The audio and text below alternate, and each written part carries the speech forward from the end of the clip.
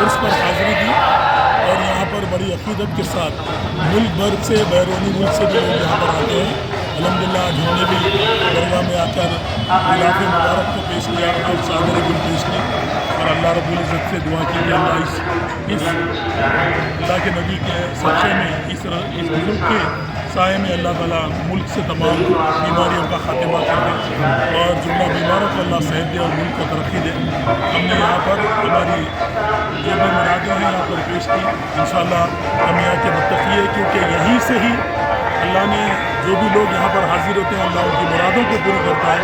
हमारा ये अक़ीदा है, इंशाअल्लाह हम आगे भी आते रहेंगे क्योंकि हमने तेलंगाना तहरीक को भी यहाँ से ही आगाज़ किया था। अल्लाह ने आज अलहदा रियासत क़ायम कर दी।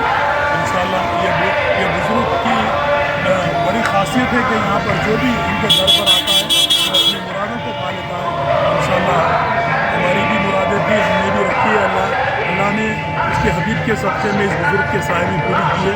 इंशाअल्लाह आइंदा भी आते रहेंगे और सबको पूरे हैदराबाद को न सिर्फ हैदराबाद बल्कि मुल्क की तमाम अक़ीदतमंदों को मैं 324वें उर्स शरीफ की मुबारकबाद